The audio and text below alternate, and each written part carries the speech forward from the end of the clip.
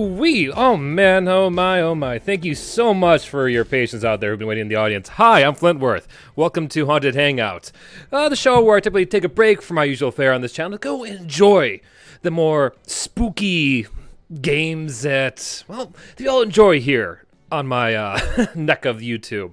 And today, I am very, very excited to show off a game that has inspired a lot of what made this channel, well, amazing to me. I mean, I say amazing that if I was going to stand, behind what I'm going to look away from what I do and take a look at what I've done, a lot has been inspired by just what is right here in front of me. I'm about to show you, turn the camera down here, which is also why I was a little bit late. I didn't bank myself enough time to set up my display on top of all the equipment.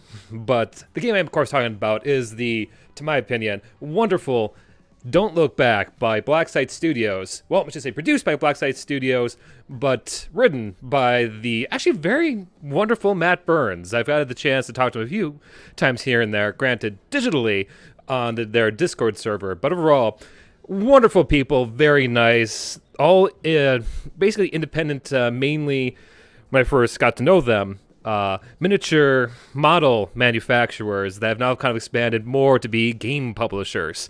They're located down in Texas, and it's been kind of cool to watch them almost balloon as of late. And yeah, and I'm really excited that when I put up the poll on over the weekend to see what you all wanted to, I don't know, hang out and do today, I was really excited to see so many of you, chime in to come and check out this game. Mainly because right now they have a pre-order for their second edition for this game going on. And here, let me just bring it up on the old desktop. Also, pardon the background noise. It is summer here in Milwaukee, and my apartment managers have yet to come and open up, well, our ability to use the AC. So the windows are open, so you can be hearing, cars in the background. But more importantly, here, let's see if I get a nice shot of that. Here we go. Cool. But yeah, as I was saying, the company has right now, for like the next week and a half, a pre-order for their second edition of the game. Now, what's kind of cool about this, other than, it's kind of treated like a bit like a Kickstarter, where you can go and pledge, certain levels, you get all kinds of fun goodies, is that if you consider the first version of this game kind of I don't want to say a rough draft, but I guess more so like a movie studio taking their first stab at getting into the filmmaking business. This is their, coming around, taking what they learned and improving upon it.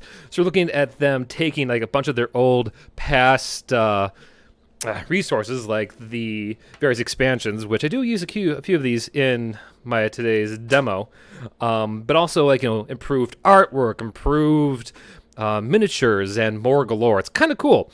And what we love what I love about it most of all is that despite what you're about to see right here, and despite what we may see on their website, which is frankly, they offer a lot. Not just this, they offer models and all kinds of minis for a variety of games that they publish and, well, to be used by, well, DMs, GMs out there to go and, fill out the tables of the stories you try to, bring to life. But despite, all the things they offer, they write it in such a way that you can do it with just, things you find around the house. You don't need to have a bunch of models, or you can just take a few books and maybe a teapot, and boom, you might then have a module setup. You can go and just use your imagination. But, if you're like me, dear viewers, and do enjoy getting your hands a little bit dirty and, don't mind a little bit of paint, a little bit of sanding, you can create this.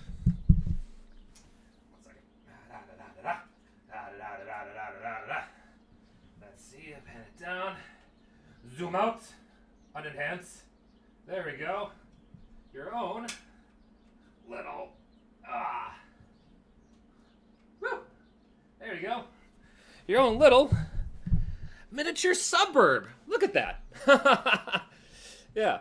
Everything you see here for the most part, is items that they offer on the Blacksite Studios, well, collection. The cars are from, I believe when I say they are not from them, they're from Kinsmart. And the trees I got from a different, like, modeling, like, for train models. But otherwise, anything wooden, like this little lovely model house of Michael Myers' childhood home, and if you've seen the minis you'll be seeing today, all of them, and it all comes pre-painted. It just takes really no time at all to punch it out and frankly glue it together. I shouldn't say no time at all. It takes less time than I'd say regular models to put into the right configuration versus like your classic run-of-the-mill Hobby Lobby model. But it does take some time. Like I usually figure, I'll go build a few things and be done in the early morning. No, it might take a few hours. But it's easy, it's breezy, and next you know it, you have all this wonderful scattered terrain to create a whole world, a whole movie set. And yeah, all the models you see in my videos for like a lot of the creature creators and stuff like that. Yeah, if you've seen any of my past work or past like I guess productions, you would have seen something of their work somewhere in them because I use them for practically everything. And in this case, I have a little Elm Street house based on Nightmare and from Elm Street, Michael Myers, and the lovely Funland sideshow attractions, as it's called. Plus a little bit of like park stuff. But point is, it's just so cool to see it out on display. Like I put this all up maybe within 15 minutes. Yeah, like once you get it all together, it's just a matter of using your imagination to build a fully fleshed out world. Hang on, I'm gonna go and rearrange my tech here so I can see what you're all saying. Whew. Okay. But what about the game? What of the game? Well, the cool thing about Don't Look Back is that it's a remarkably quick and easy to play game. I'm gonna see if I can go and get myself more room so you can see me and this board. My first time doing both in the same room. There we go.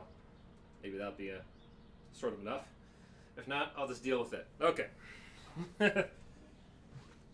But the cool thing about this game is that it's really despite the look of being a very complex, almost like D&D-esque setup, this entire game can play out in an hour, or maybe in less, depending on how your rolls go. And what's more is that you can easily chain it into, let's say, like a trilogy of stories. If you're running your own little campaign, you can go and run multiple killers. You could just do so much. But I could go on gushing. Let's go on playing, so I can at least bring you into what I'm getting at here. Now let me go and make sure you guys have some nice background music. There we are. And let's get to the heart of how this game is played. Now, first and foremost, what is the setup? What's the story? Well, in my imagination, I've set up a classic, fair. A fair has come to this lovely suburbs of, we'll say, Horrorland, USA. And our heroes of today's, film or movie, because they often try to write every scenario, which the book does come with a few, to be like playing your own film, and you try your best to bring that to life. And in the case of my film, we have an almost Avengers level of occasions, where, and just, for the sake of hilarity, we're going to have our party today be made up of the, ever so lovable Scooby-Doo, the rough and tumble and a bit more topical because I've been playing their game so much, Jill Valentine from Resident Evil, Sydney Prescott off the cuff of her franchise having one hell of a decent sequel in the studios, and because his own franchise is about to have a film coming around the corner, Ash Williams with his chainsaw arm and all. Yeah. By the way, all these little character sheets, actually, I made myself. One of the books that they have released, I think it is, not trilogies, I want to say, yes, Final Cut, or Final Call. Gives you tips and tricks on how to make your own custom character sheets, which I did based on a bunch of minis and that I've owned from other games and from Blacksite. That I thought would be fun to see them try to run from a random killer. Well, I shouldn't say random, because I was going to make it a random killer, but because I know so many of my viewers are big-time Five Nights at Freddy's fans, that, yeah, I'm probably going to make the killer an animatronic. But before we get to that, what is the scenario? Okay, so they're at the suburbs, they're at this fair enjoying some much-needed R&R from all of the run around away from monsters and shit like that. That's me. Yes, that is you, Ant. Yeah. Granted, I was probably going to go and make the killer a animatronic, just because I never actually got to play with the animatronic model I used in almost all of my videos for Five Nights. But I'm getting ahead of myself. So yeah, the characters. They've made it to this neighborhood. They're enjoying the fair, and they suddenly realize, hey, everyone's missing. They turn away from their lovely snacks over by the refreshment stand, and to find out, oh my god, no one's here. No one's gone. Everyone's gone. All they hear is the distant music of the Troubadour March and occasional giggles. Oh, yeah. Goes without saying that they know it's time to get out of Dodge. Find their keys. Oh, no. The keys. They're missing. Okay, folks. The task is at hand. They need to go and find their keys, get to their car, and get out of here before they all die. Or succumb to the killer. Because you don't have to necessarily die to, be scared shitless. So that's the setup. Get the keys, get out, and live. We'll say that for the sake of this DMO, that, as long as one of them lives, and that includes Scooby-Doo, because we'll say, he can just, drive the car and get out of here. That they win, they survive. But if they all die, well, that's a loss. That's a loss. More importantly, I'm going to give them, or at least just say me, roughly, we'll say, because this is actually a turn counter out here. Let's go with, actually, let's spin the wheel, find out what it says. Spin. 4 turns. No. Let's give ourselves I put a lot of second-story buildings out here. Let's give us 9 turns, okay? So, put the counter back to 1. And let's game on. Now, let's see. Icy Gaming. Killer animatronic sounds neat, right? They should make a game about that. I know. I mean, they should make a game where, horror icons from around pop culture come together to survive against other horror icons. I mean, it would just be a fanpalooza for horror aficionados out there. But, so, let me go over a basic turn, or I should say round, in Don't Look Back. To begin with, we start what's called as the fright phase. Scattered about the map, there are what's called fright tokens.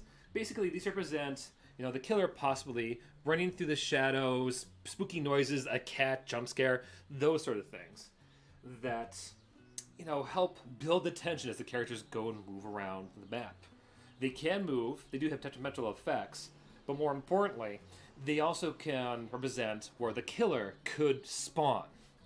Now, at the start of every round, we have to go and do what's called check character terror. Basically, we have to see if the characters have had enough tearing frights to basically lose their minds and succumb to the killer. In this case, they're all fine. Don't have to worry about that. So next thing up is the roll what's for fright tokens. This is where we go and check out what these tokens currently mean. And also, check this out.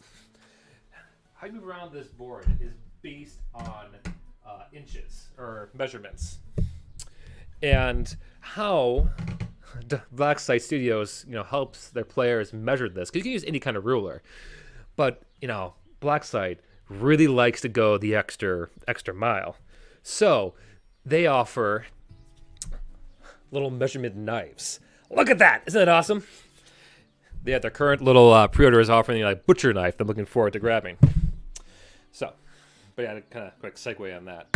Anyway, let's roll for fright tokens. I'm gonna grab a simple D10,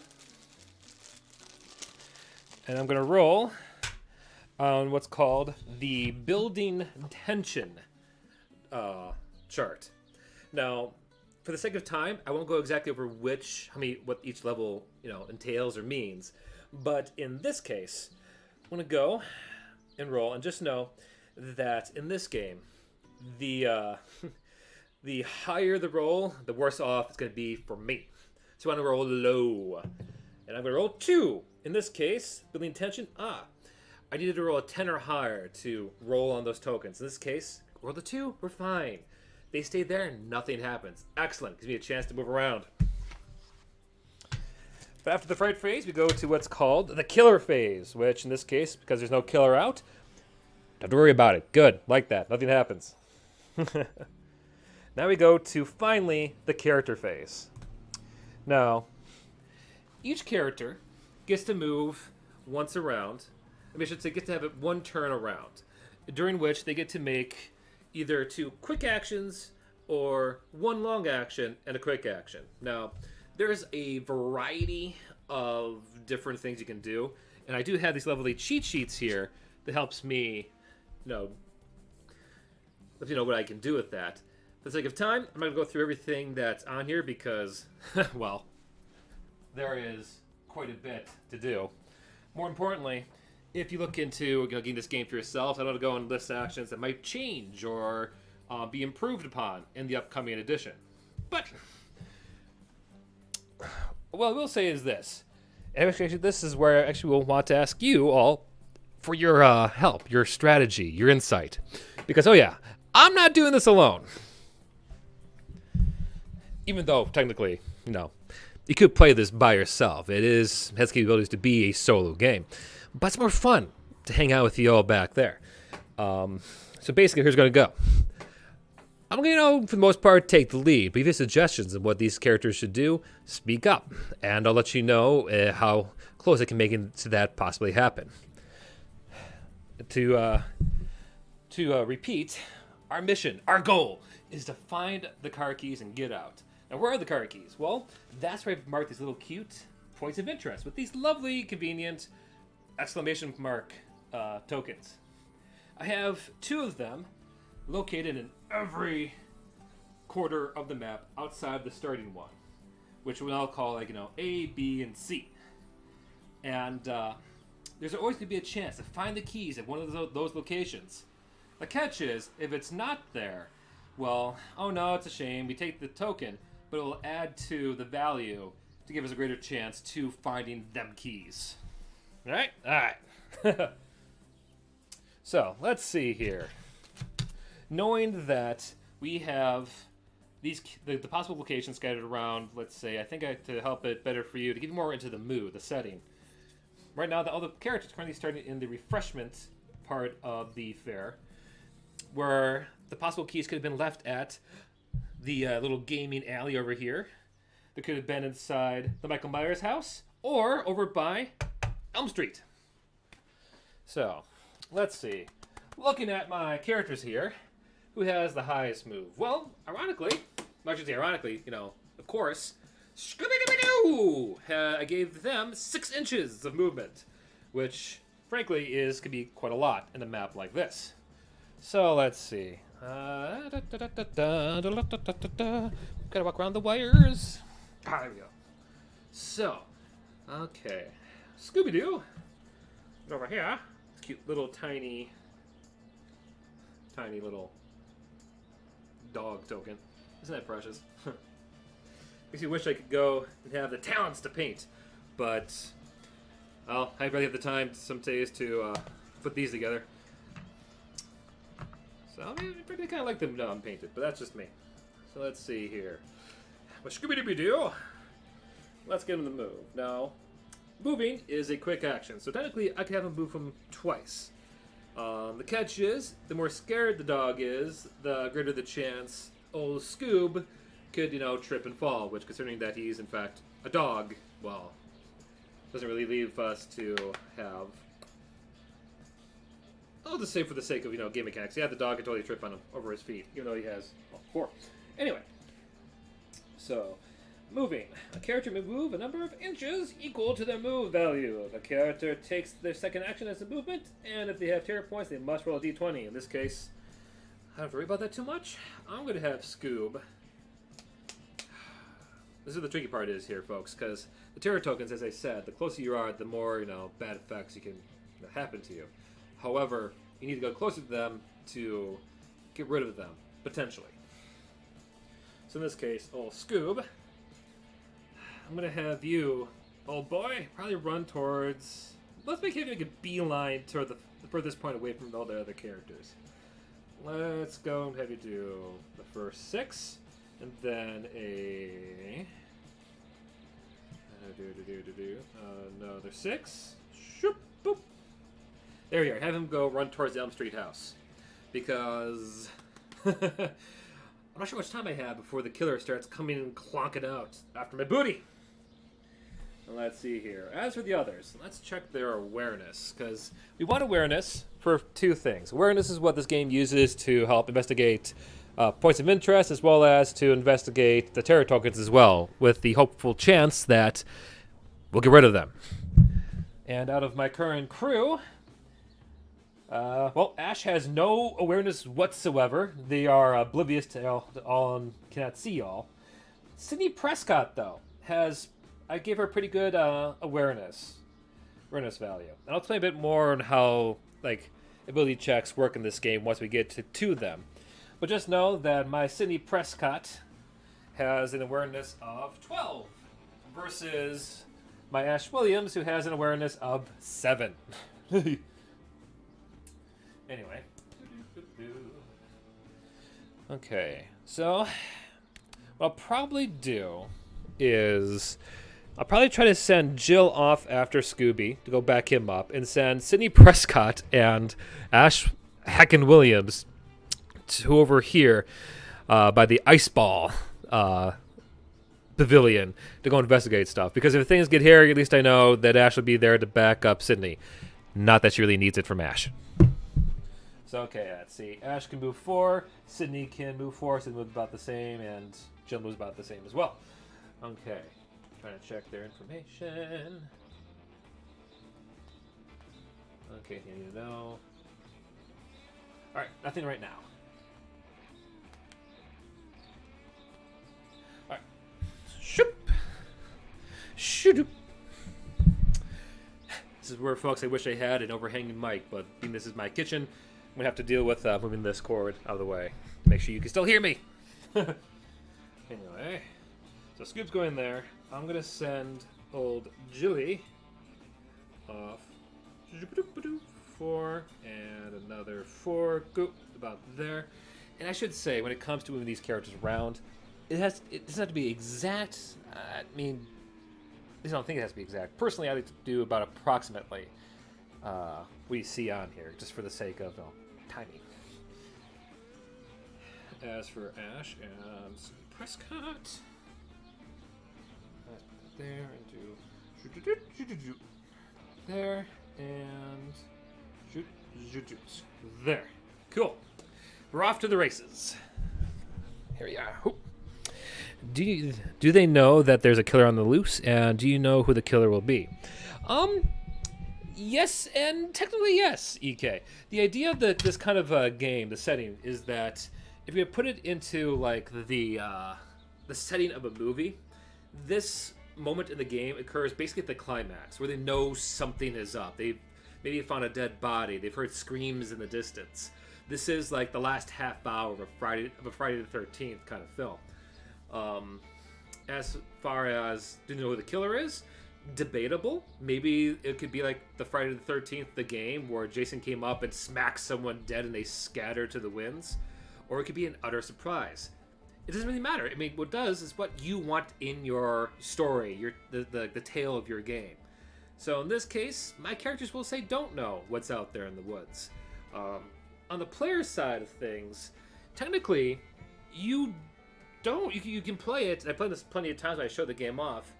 you may not know who the killer is. This game has a variety of ways that allow you to randomize and what they call roll up your killer on the fly. So you can be, have this whole thing set up for, let's say, I don't know, for I have it set up for an animatronic killer.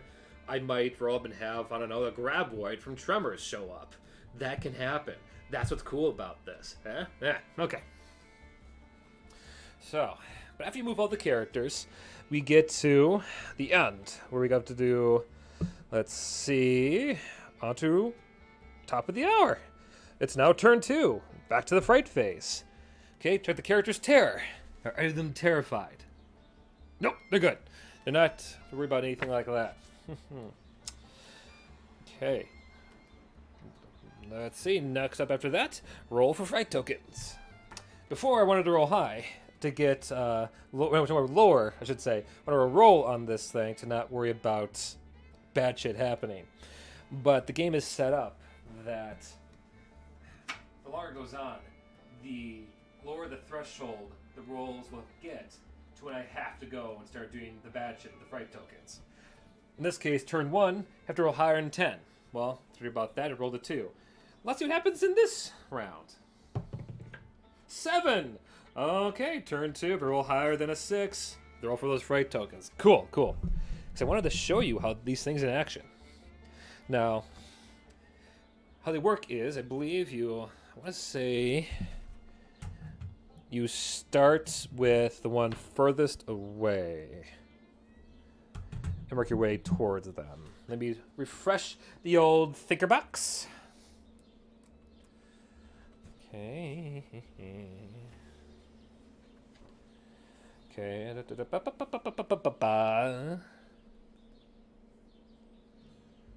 Yep, furthest away from the characters first. Okay. So in that case, that'd be the one way over here by the Elm Street house. I'm going to roll another D10. It says a 6. And it says, what was that? Move the token 6 inches towards the closest character. So this one is now moving towards old Scooby-Doo. So, zoop, about there, I'll say. Okay. Now let's do that one. 6. Same thing. Move the token closer. So, there. Cool. Then, for the last one. 1. Did you hear that? Move the token and flip all lights within 6 inches. So that was actually for this one right here. Now, hang on. Let me check one last thing. Okay. Nope.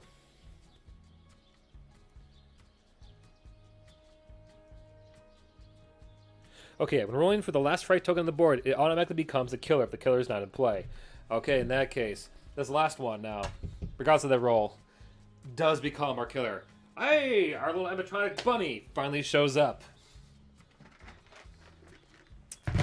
First things first, let's get out the star of today's slaughter. You've seen him in plenty of My Creature Creator videos. Here he is, the little animatronic monstrosity that has starred almost every FNAF Creature Creator I've done up in the last, God, I don't know how many videos. Guess what, buddy? You finally get to be played in a game of Don't Look Back. Isn't that exciting? So he appears up there.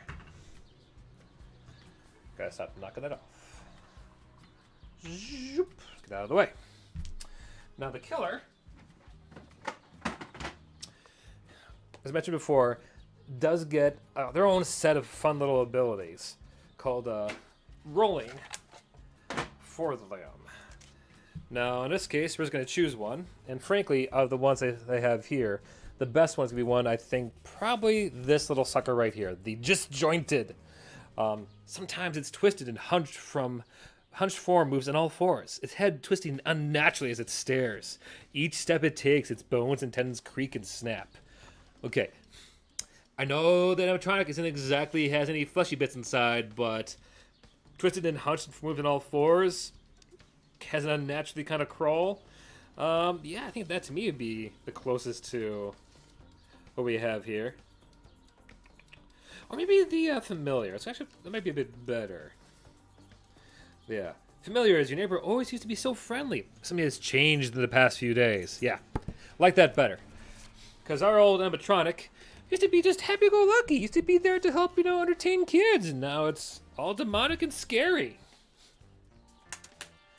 Okay. I'll go over what this entails as we go further into our little play.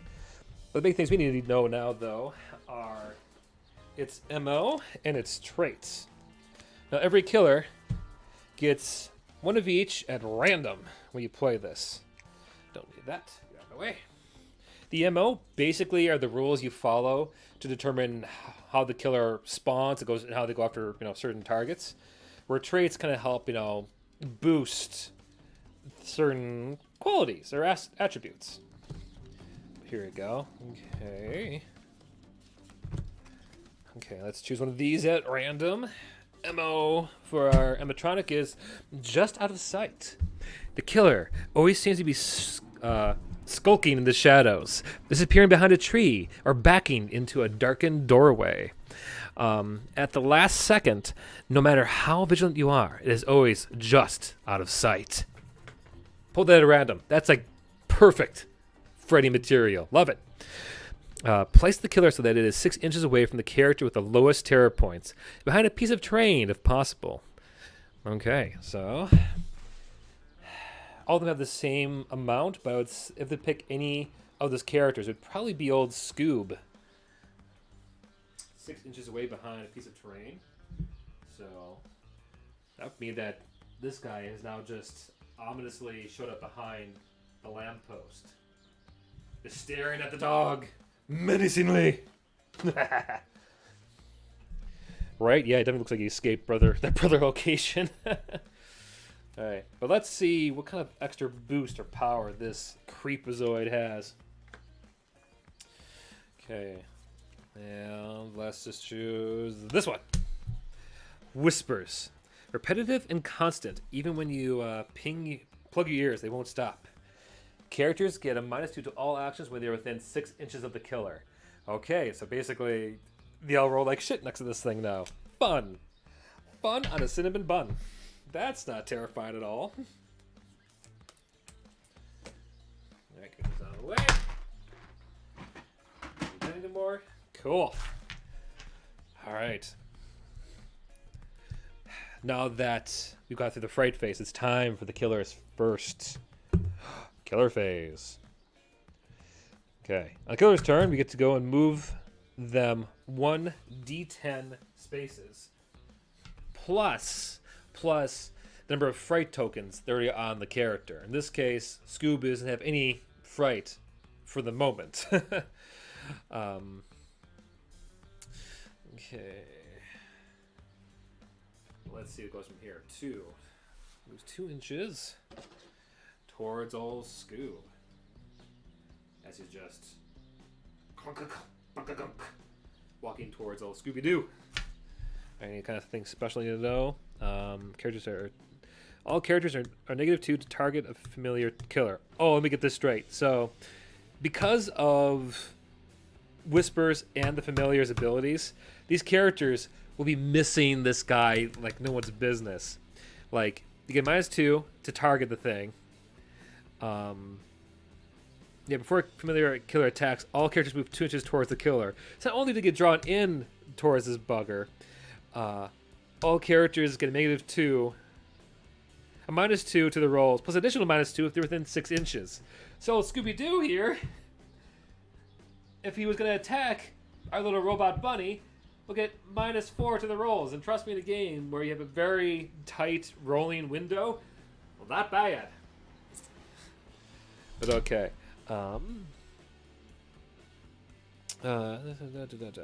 But as far as attacking goes, no, our robot bunny doesn't really have any long distance attacks. So that is as close as it gets this round, which is beneficial for us. So let's go to the character phase. Okay, so our bunny has showed up in front of the street, stopping our heroes from escaping. What to do? Well, I brought along Ash and Jill for a fun, good time for a reason. I'd say let's go and have them take a pot shot at the old rabbit. Okay, so I think they're both outside the 2 inches. Actually, no. Jill is... I'll say actually Jill is in there, so Jill's getting -2. But Ashley is not. He is outside of that window. Scooby will probably just have run past. Let me check one ruling on terror tokens. Let's see their effects. Okay. Yeah, terror point effects. Characters add +1 to the combat skill for each terror point on the target of their attacks. Put both the character's right value KK. K.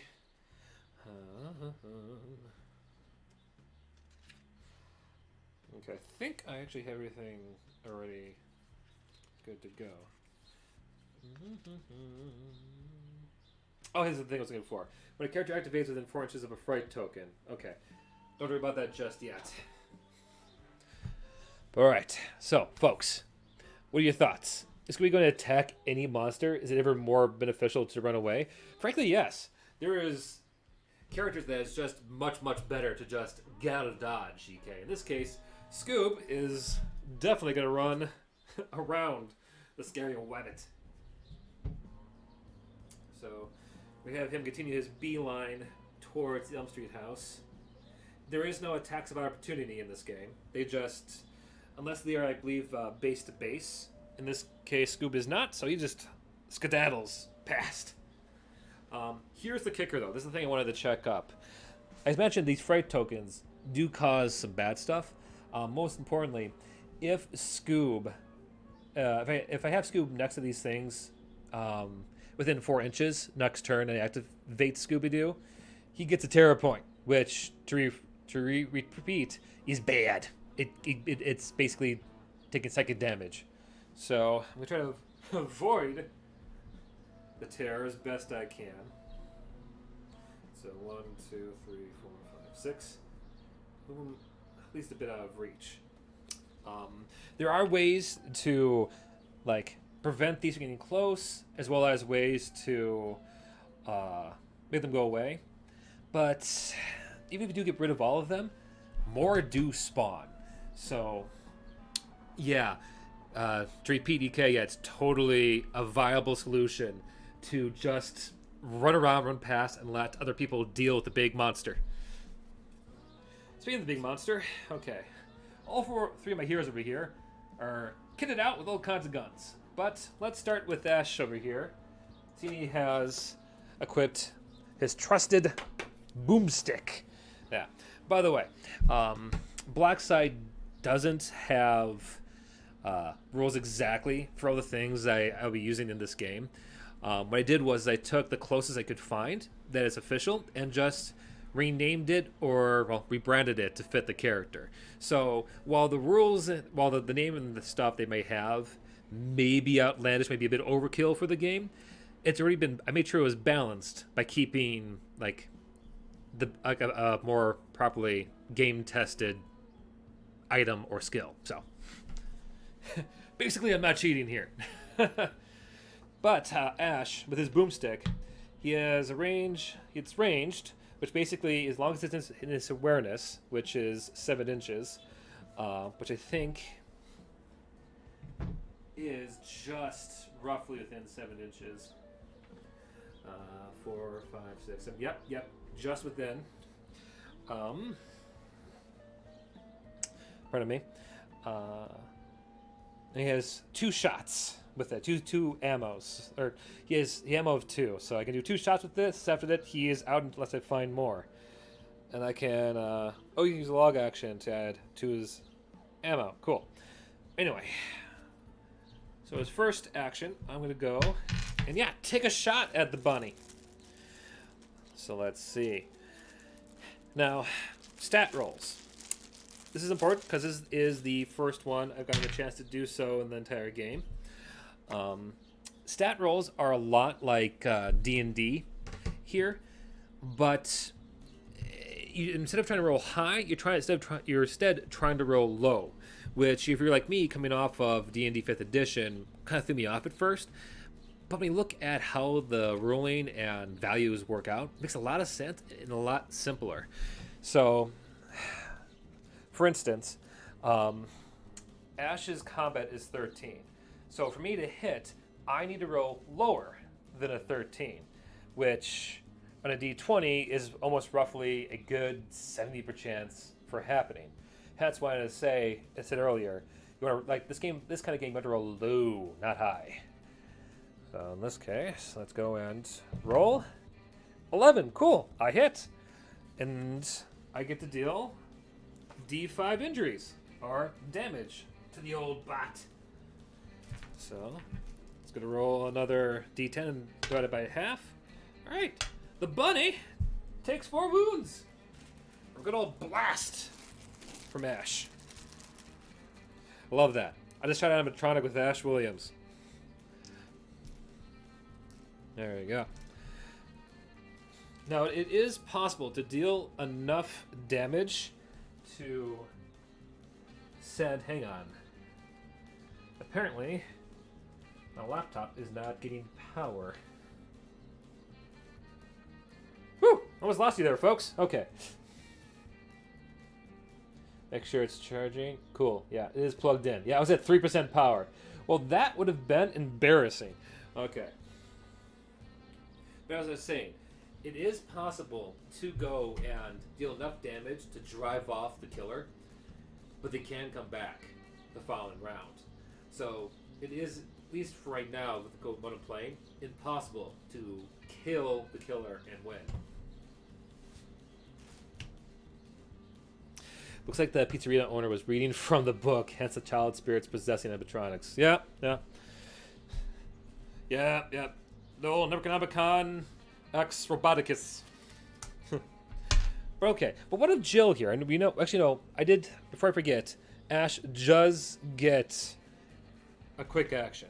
So he took his shot and did pretty well, but let's go and move him along closer to his objective, because let's make him like basically run and gun.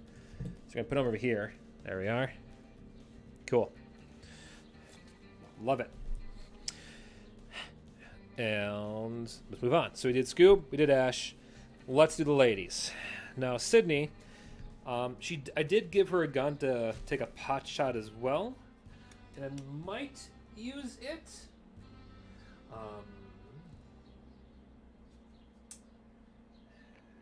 She has a ranged awareness of 12, so she could actually move and fire at the same time. So we have her do the same, because the more damage you do to this bunny, the better chance we have of driving it off for a round or so. So let's put that there. She'll move 4, and she's going to pull up her own pistol and fire at Bonnie over here. Yeah, let's just call him Bonnie. No, he doesn't look exactly Bonnie. It's his cousin, Sonny. Yeah. Sonny the Rabbit. And I rolled an 11 with her, which with her awareness, her combat being 8, I miss. So that the firing goes wild. Shame. And she does go, and there's 1 ammo for that. That's fine. You can't win them all. And make a counter here for Ash so I can keep track of that. Cool. And last but not least, we got Jill here. Jill was supposed to be Scooby's backup. Now I'm a bit of a problem with the bunny being right in her range. Okay. Now it's time for some math. So she can use her Samurai's Edge with her range of 8, so she can go and probably get a decent shot off of the old Wesley Webbit. But with that 6-inch range, that's going to make her at a detriment. And it's +2 to your close chance range with weapons. Okay, so here's what I'm going to do.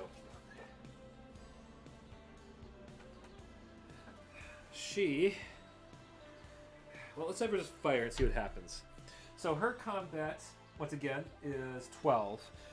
But because old Sunny here has a -2 modifier to those close enough, I basically need to roll higher than a 10 to actually hit. And I roll a 9! 9! That's great! I just made it. And I dealt 2 injuries. Up to roll. Cool. So, old Sunny the Wabbit now has a total of 6 damage. 6 wounds. Cool. And let's have her move. I feel like no matter what, she is probably going to be... probably not targeted by Sunny. I'm assuming Sunny's going to be going after Scooby here. I don't have to make any assumptions.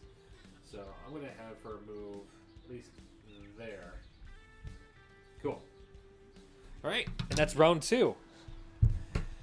2 down, 7 more to go. Fright phase. Character terror. They're all fine still.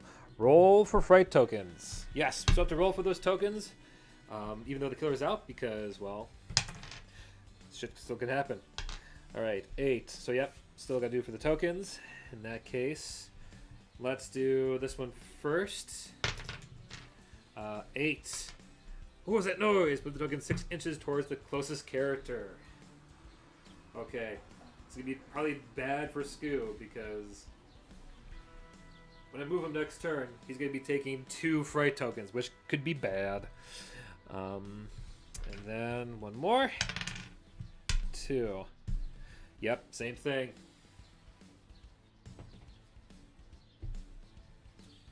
Okay. And 6 inches. Oh yeah, Scooby-Dooby-Doo. You are screwed. I could see the players being low-level crooks and the monster being Batman. Oh yeah, that's a good point. The cool thing about this is that you could totally, swap things out to be, Batman after a bunch of his villains. I actually have pieces to go and swap out all the survivors for like classic Resident Evil villains to go against like a bigger, badder villain. There's all kinds of fun scenarios you can set up. It's cool. Alright. So the killer phase once more. Boop. Now move the killer. Okay. The MO. Okay. Well, the killer typically should go after whoever's the most fright. But in this case, as they all are equal right now, at least for the time being, he's probably going to go after Jill. He'd move 5 inches. Oh, yeah. He's going to make it in. Go for the nice little bear hug.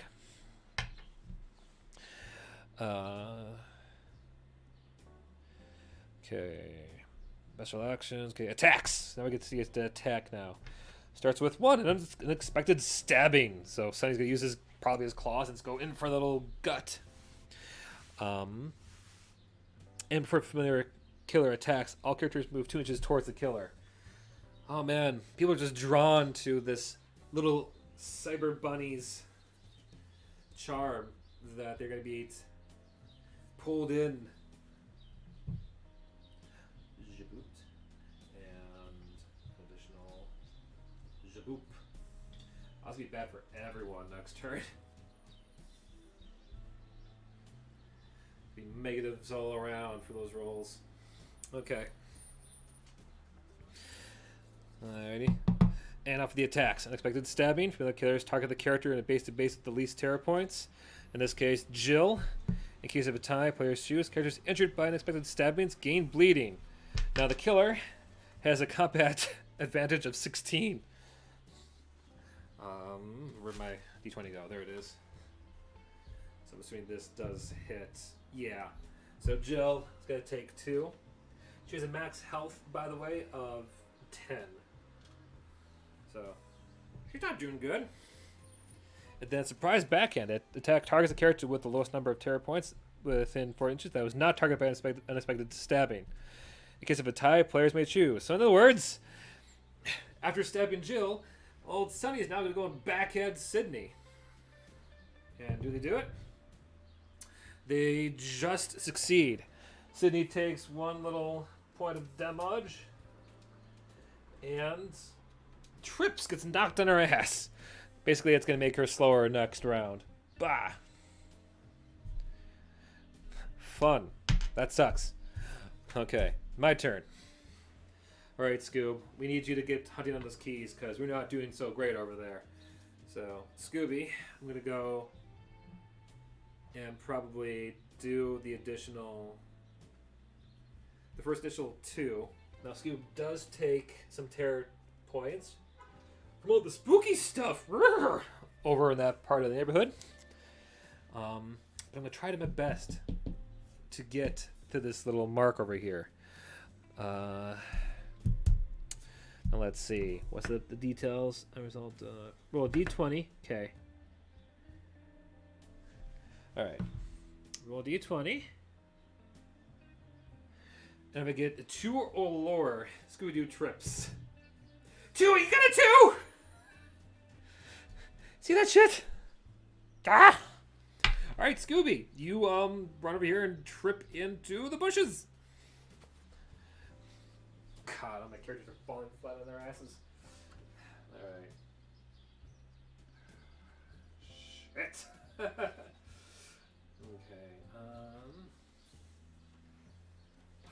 What happens here? Okay, so it's a quick action to stand back up. So Scooby-Doo is now basically tripped for the remainder of his turn. Alright, over here. Yeah, these characters are in a bad shape. So let's have Sydney go first. We're going to use her quick action to stand, and her second action to make it to her destination finally. Get out of there. There you go. Ash. Yeah, I'm probably going to have Ash go. Ash ate the Scooby snacks. Yep. We're going to have Ash. You know what? Just going in there and help out Joe, I think. Before we do, though, I can go and encourage other characters. We have Jill probably use her encourage action. It was a quick action to add +3 to a skill modifier. So we'll add that to. She's going to go and encourage Ash. Cool, cool. Remember that. And then for a quick action.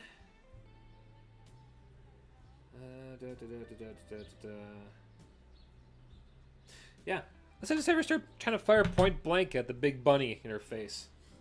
Now remember, she has now a modifier of -4 to her stuff. So for her to hit, she needs to roll lower or equal to an 8. 8 or lower. 8 or lower. Try it again. Got a 6! Nice! You know, Jill, you're not surprising me that you're still kicking ass. In spite of it all. I mean, you took out Nemesis. Of course you'd be able to take out a bunny. Alright. And then we're going to have Ash then do his turn. Jill did her quick action and her action. So Ash is then going to come and get in nice and close. And we're going to have him use a chainsaw. Yep. He has a chainsaw for a hand. Got to use it sooner or later, right? When Ash uses his chainsaw, move all fright tokens 6 inches directly towards him. So that actually might help out Scooby. But his... But go and do all the math of different combat modifiers. I need to roll a 12 or lower to chainsaw this bunny away. And I got a 3! Cool. So... The chainsaw, Ash comes on and just utterly eviscerates this bot away. And so that the rest of these move towards him now, though. And he goes away. And a part of the killer's rules here is that when he gets driven off, which is what just happened, I get to replace the killer with a fright token. And I place all the characters in a base-to-base with the token. All characters? Place all characters in base-to-base with the token. I'm just going to say killers in the immediate area, because to bring Scooby-Doo back would be, I think, kind of a detriment to what I've been doing, and just be kind of a time killer. Alright. She's used to being grappled and mashing X to get free. Exactly, EK. You get this. All right. So that was, I think, all my actions for this turn. That was exciting, though. All right. Making it now. Okay, the character phase, terror phase. This is now the top of, I want to say, turn 4. So to remind you, we are now exactly halfway through this game. At least in terms of the time I have left. Okay. Check the character terror. 4. Okay. Terror levels. They're all fine. Let's roll for spooky shit. The spooky shit happen. 10. It does. It does. Okay. Go a bit quicker now that you know the kind of the process of the game. All right. Token 1. Okay. Remove the token and flip to be the farthest of the way. Boop. Cool. And second one. 9. Check one detail about driving killers off, because I want to say I do have a... Okay, that's what I thought. Moment of respite. So, by taking out Sunny the previous turn, this round, all the characters get an additional quick action, and the kill cannot be placed. Which means, and additionally, I would treat that roll of 9, which normally would have summoned the killer to now just move 6 inches, I'm assuming basically all the way there. Cool. And that would have been the same thing. Okay. Alright, cool. That's our board for now. So the killer is not going to be here for a round, which gives us which is good. Gives us more time to do shit.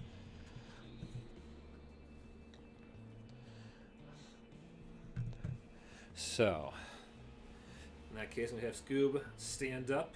Woo! And first quick action. Second quick action, we have him move towards this little, finally, our first possible key location. And that's going to do, for his long action, investigation. Now, Scoob, what's your awareness at, buddy? Old pal? 11. Okay. Now, I have it set that if one of these characters rolls basically, let's say a 3 or lower, they find the keys. 2! Scooby-Doo! Good dog. That's a good dog. Okay, so with that, we have found the keys. Now what to do is get all the characters here without dying. Okay, I thought we were going to be here longer, but that's fine. That's fine. I was going to rule it that for one of these tokens they find, that value gets higher. So, like, if they had a token who did 4, 6, 8, so on and so forth. Didn't expect it on the first buddy roll. We rolled a 2.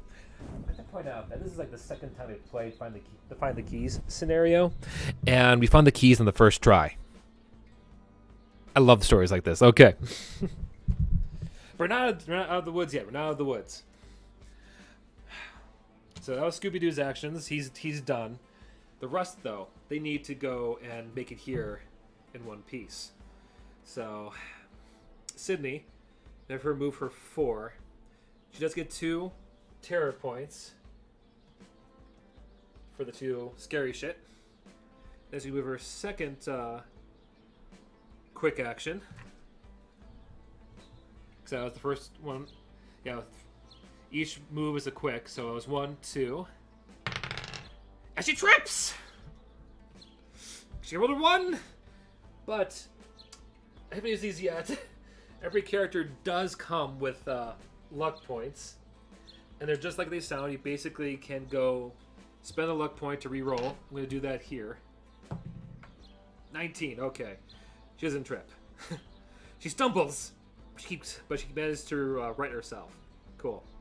And then does 1, 2, 3, 4. Okay, cool. She makes it there. And okay, she does trip on the third move. Blah. Okay, Ash, let's have you do the same. Quick action 1. Does get 2 terror points for that.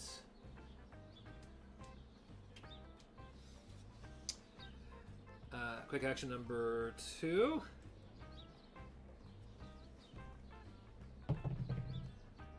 And he falls flat on his ass. I'm gonna actually. Why am I rolling all the ones now? You know what? I'm gonna use this 1 luck point to try to get around that. And oh, he still falls flat on his butt. Now Jill, who has now 2 terror points. Let's try to do the same. I just love this image of all of them, taking out the killer and just stumbling flat on their asses as they try to get out of the goddamn neighborhood. Okay, 13. Come on, Jill, show up these other punks. And she falls flat on her butt! Alright, we use her 1 luck. Because one of these characters has to make it at least somewhat of the way. Or most of the way. I was basically given a freebie 3 free movements. Okay.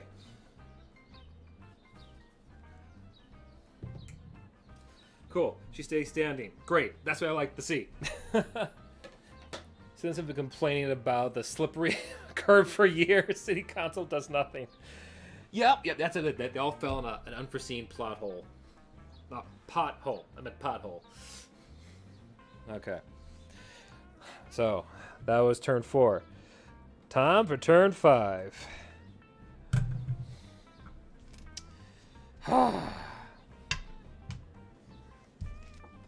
It's been such a shit show. Turn 5. If they're all 3 or higher, they get fright token shenanigans. 6. Yeah, that's no surprise. Alright, so that farthest one is going to be a 9. 9 summons the bunny. The rabbit clings back upright from the ground, just pulls itself together like Mingle. He's ready to pursue. Okay. His MMO when he spawns, I need to place him 6 inches away from the character with the most terror. Which in this case, they all have equal amounts. So, for sake of time, I'm just going to roll a die. Actually, yeah, roll a die. The bunny is eyeing up that ashy boy on the ground. He's not taking too kindly to being chainsawed in the face. Okay. Alright. So he's now placed. And let's roll for that last token. 6. So that, I think, just moves 6 inches towards the closest character. Where did my knife go? Where did my knife go? There's my knife.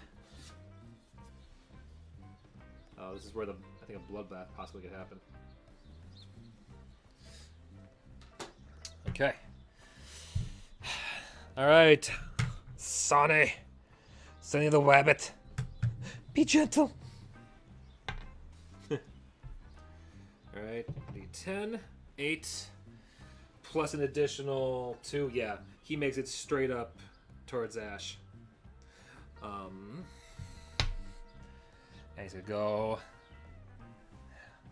I want to say he actually gets advantage on this, considering Ash is on the ground. And yeah, he got the first roll was a 4. And now the other characters now move 2 inches towards him. So basically,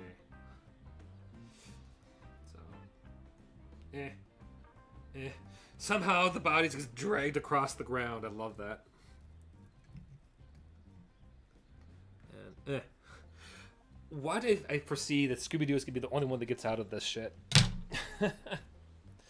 Alright, so Ash... Actually, let me double check the rules on being tripped. Fallen victim. Characters fall victim. Oh, that's something else entirely.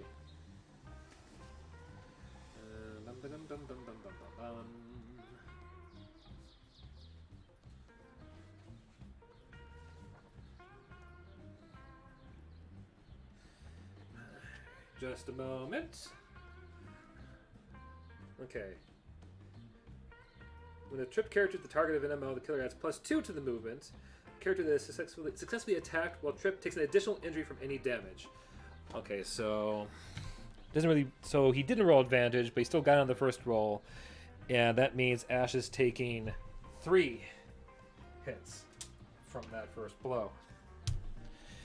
And then surprise backhand, the lowest number of terror points within 4 inches that is not targeted by unexpected stabbing. Okay. I would not be surprised if Jill would be the target of the backhand after the unexpected claw attack. 9. It does hit. Jill gets knocked on her butt, taking an additional point of damage. And is all the characters have hit the ground. Love it.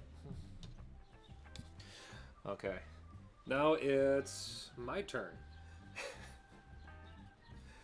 Okay. Let's do Scooby-Doo. He'd be by far the easiest. So, Scoob is going to move through the front yard towards the car. Does Scooby trip? Scooby does not trip. Scooby's going to get towards the car. And... oh, I did that trip too early. Yeah, either way. Okay, Scooby, technically, is now safe. Let's check on the rest of our heroes. Okay. So to repeat, to stand up is a quick action. Whoop! Left Sydney get up first. And I'm just going to have Sydney start making it towards the car. Because she's the ultimate final girl and she should live through this. Okay. And she does take a terror point. I know it seems silly to keep track of this so late in the game, but hey. Jill's gonna be next. Boop. Takes her terror points. Shoop. And I want her to help cover the rest. Besides, I have Ash there at the chainsaw. Come on, chosen one. Quick action. Up he goes. Time for you to go and take out a rabbit. Alright, we're going to use his... I want to say it's a long action to do a melee. Yep. Alright, so Ashy Poo, his combat now is 13. Gets 2 for being close. He gets -2 for being close to the killer. Additional 2 because of the whispers of the killer. Which means I need to roll 9 or lower to hit the bunny. And you got a 2! Ashy Slashy is still doing his job. Okay. Sunny takes 3 damage for that. Cool. Next round. Will Ash live to make it to the car? Killer phase. Alright, it is now turn 6. Okay. Fright tokens. The reason I keep checking these even though the killers is spawned is because they could help beef up the rabbit. They do not. They just move closer to poor Ash there. Okay. Now it's the killer's turn. Killer gets to do its special attack. That's right, all the people move closer no matter what. Shit. Alright. Does Ash take a stabbing? Ash takes more stabbings. I think that was 2 injuries. So, Ash is now at 5. Ash is at half health! Everyone else gets moved back. Additional 2.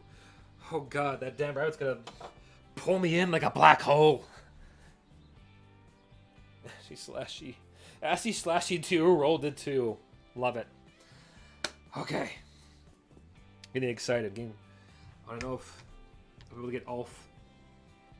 I'm nervous I won't get all 4 to the car. I'm hoping I will. But I have a good sinking feeling that Ash is probably not going to make it. Scoob, we'll have him move to the car. Don't have to worry about rolling anything. He's just there. We're going to have him... Come on, Ashy! Get the bunny! And use his encourage. Because I want to say Ash is within Scooby-Doo's awareness of 11. So Ash is there. So that's 8, 9, 10. Yep, Ashy is within range. Cool. Alright. You know what? I'm going to try to drive off the killer this round. I think I can do it. Ash, we're going to have your first long action. With all the different modifiers, you're back now to rolling a 11. 11 or lower. 10. Okay. That's an additional 3 points of damage to the bunny. And can I do a... Nope. All right. In that case, I'm going to have him encourage Jill with his quick action. It's like, get this, mother. Come on. Come on, chickaroony. Come on, hot stuff. I mean, whatever. I can't really think about Ash line on the fly that you would say to Jill. But, Jill... In that case, Jill will have an additional 3. So with all different modifiers, that'll make her basically having to roll an 11 as well. What did I say? No. 4, 10, 13. Actually, the 13th. Actually, Ash, I think, had more to us, but besides the point. 12. So, yeah. Jill, though, needs to roll higher than... do the math here one last time. I make sure I do this right, because I'm gonna take out this killer live on stream. I want to do it right. So, combat. What's his combat? Her combat is 12. You got encouragement from Ash, 15 minus K. Yeah, so it's 11. Cool. Jill got her 2. She does get her another terror point, but that's fine. She can take it. She's a tough stars agent, and she is dealing another 2 points of damage to Sunny. And we have her encourage Sydney to show that rabbit some more stars. Sydney will get a terror point as well from being close to that little terror point. Her combat is 8. Ooh, it's gonna be rough. But with a 3, brings it to 11. I'm going to have her concentrate to give an additional +3. It's another quick action. So with all the crazy math, the spare you the details to get us right there. So that would be 8, 14 minus 4. She needs to roll a 10 or higher to take out Sunny. And give them the opening they need.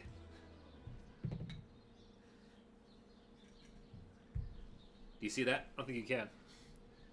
Make sure I don't rotate it. That is a 9. She did it. As I said in her motto, she survives. She always does.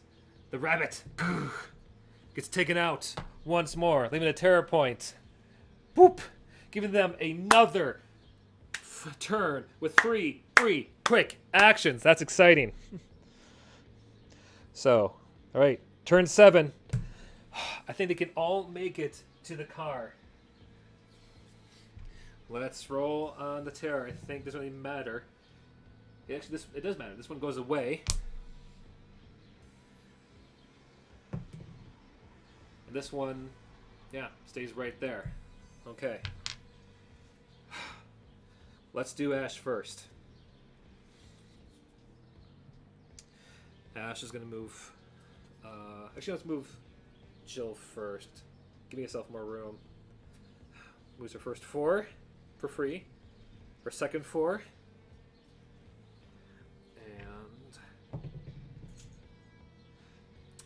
she's going to trip on her butt with that 20. But use the last quick action to basically stand up. I would rule that she's close enough to get into the car. Sydney. 4 inches. Another 4. Does she trip another crazy pothole?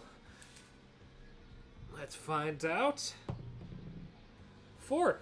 Oh, she probably does flat fall on her face, but that's fine because she'll just stand up again. All right, Ash. First 4. Second 4. He's fine. Actually, yeah, Jill would have been fine too. He's roll higher than her terror count. So, yeah, I think that's it with this final movement. You all made it to the car. And this poor rabbit has to watch from the sidelines as all of these various horror icons, who of course all lived, drive off to adventure another day. Oh, that was fun. That was exciting. That was quick and easy breezy. And like I said, I started this. These games can go by fast. That's cool because if you get the right models, the right kit, and everything, you can go and run multiple games of this in one night. Hell, if we had more time, I could go and run like a trilogy. I could have like this whole story campaign of sorts. And yeah, if you got any kick out of this, if this piqued your interest in any way, I would recommend going to check this out. Go to Blacksite Studios, see some of their stuff. You don't have to go and buy it, but at least look at it, you know? Or maybe you might know someone who would get a kick out of this. Because I can't express enough how awesome it is to see an indie publisher making such a great product like this. That was fun. Oh boy. I have a lot to clean up now, but that's fine. Maybe this is early winter, so there's a lot of black ice around. Yeah, you know, that could be it. That could be it. Oh, God. Okay. Heart's kind of pumping. Anyway, that's really all I have the time for now. Actually, I'm sorry I started late. I did want to go and talk a bit more about the game afterwards, but I did want to keep this a nice, short and sweet little demo to showcase this game. And I should have mentioned, before I forget, I do have the link to their site, to the pre-order for the second edition of Don't Look Back in this stream's description. So go check it out. And if nothing else, like I said, just go look at their stuff. It's cool. But let's get to that lovely outro. Gosh. My heart's still pounding. I'll have to do this again. We'll have to do this again to play a different scenario so I can actually show you more of this map, because you only got a taste, folks. You only got a taste of what's in here. Like, hell, one of these booths, it's a little balloon dart throwing booth. Look at that. How precious is that? Well, you might see this actually in my upcoming Megan Creature Creator guide. But yeah, actually, speaking of Creature Creator, the 5 Nights Sister Location guide is currently out. You should go check that out. That's my latest video. I'm currently playing through Resident Evil 4, the remake, with my lovely fiance Jade. We're streaming, I think, our 4th session of that this Thursday at 6:30. That should be fun. We're having a blast with that. I'll be probably back next week around this time. Not sure doing what. Maybe more of this. Maybe something else. I don't know. It should be a great time. If you haven't already, consider liking, subscribing, some commenting, or nothing else. I don't know. Check out Blacksite Studios. Please go check them out. I can't stress that enough. But if you don't do any of that, that is perfectly okay. Just know that I think you're awesome and you're beautiful either way. A quick shout out to EK and I think I saw, yeah, I see Gaming, you were here at the start. Thank you so much for hanging out during all of this. Hope you had a fun time. And yeah, I will catch you all on the flip-flop. Whew! Have a great rest of your week. Go outside. Go enjoy the weather. I'm going to go take a nap.